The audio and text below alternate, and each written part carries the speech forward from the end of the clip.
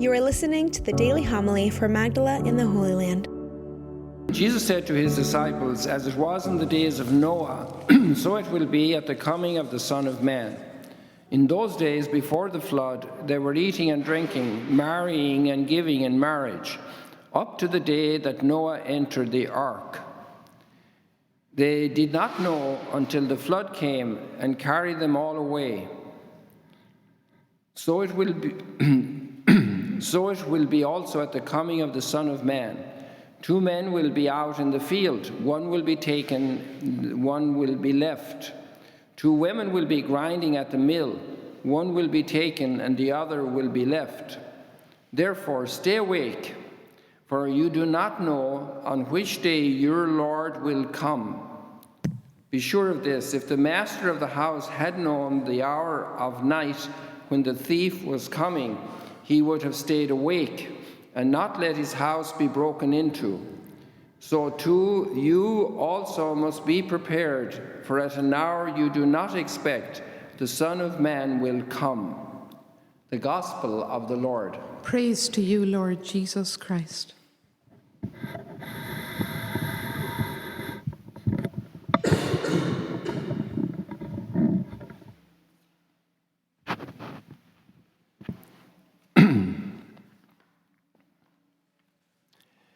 So welcome to the new liturgical year, which begins today with the first Sunday of Advent.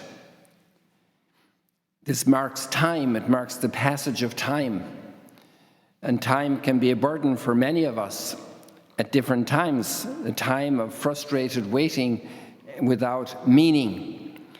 And this is the great gift of the Advent period spiritually, is that it focuses us on that Christ is coming again. I'm not talking about Christmas, I'm talking about at the end of time.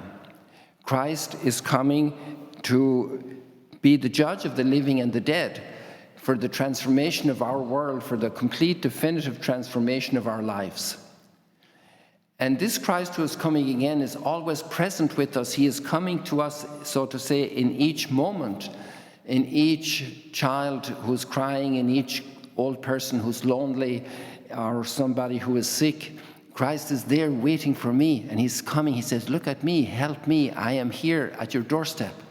I am here a handshake away. I am here a smile away that I want from you." And so Christ is here. He's coming in the sacrament of the Eucharist. He's coming in his word, which we just proclaimed. And this coming of Christ, this attentiveness to his coming, is very interesting.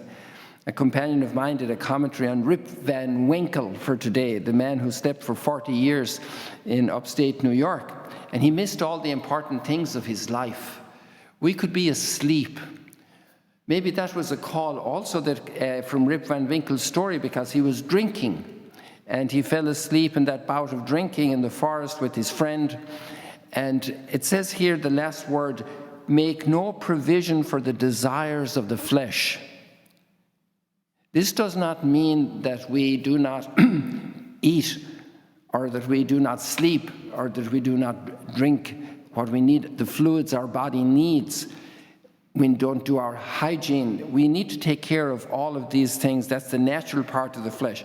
But the flesh here means the selfishness. And there's a whole list here that I won't read, but you can go back and you heard them already proclaimed in this reading of the scriptures today.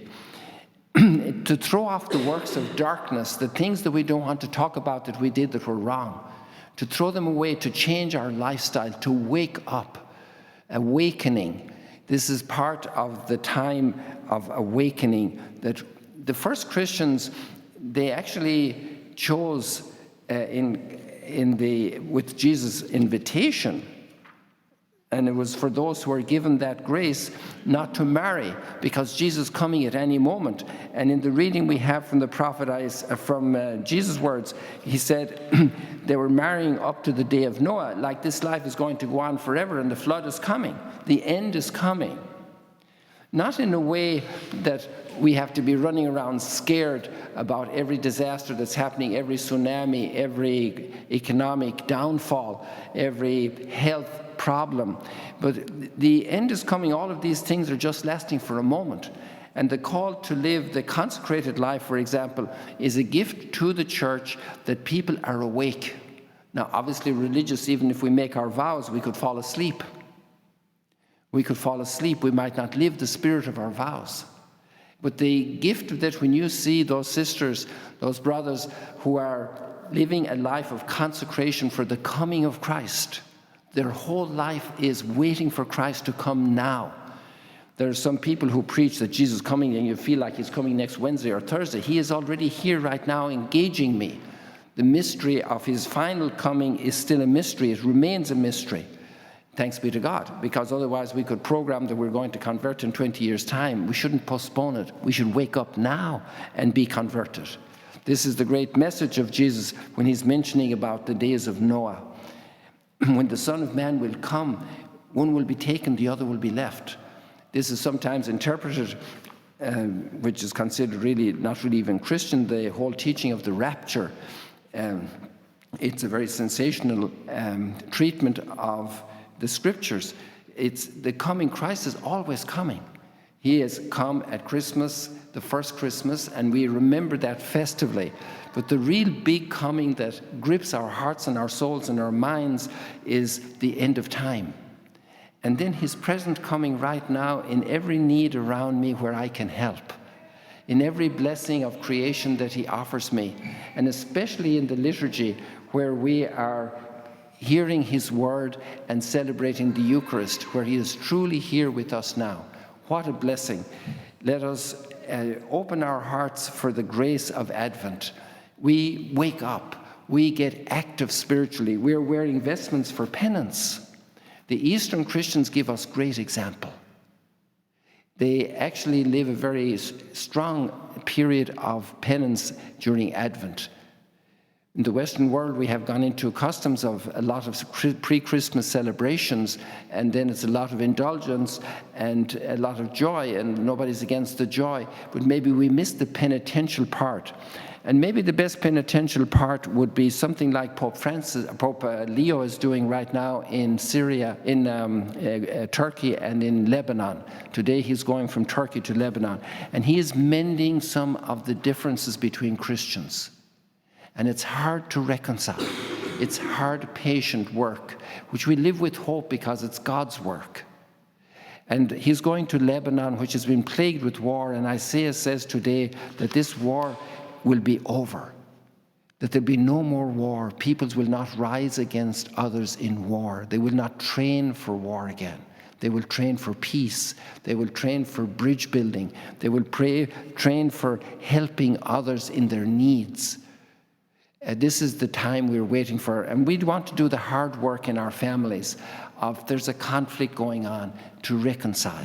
There's an issue with the neighbor to reconcile. These are the big penances. It's relatively easy to give up sweets or to give up smoking or something like this compared to making peace with the neighbor. Let's put the priorities in the first place. Maybe the giving up the little things are important to train our mind and our will. But to do the work of reconciliation, this is the greatest preparation for the coming of Christ. Thank you for joining us today. If you want to learn more about Magdala, follow us on YouTube and on Facebook.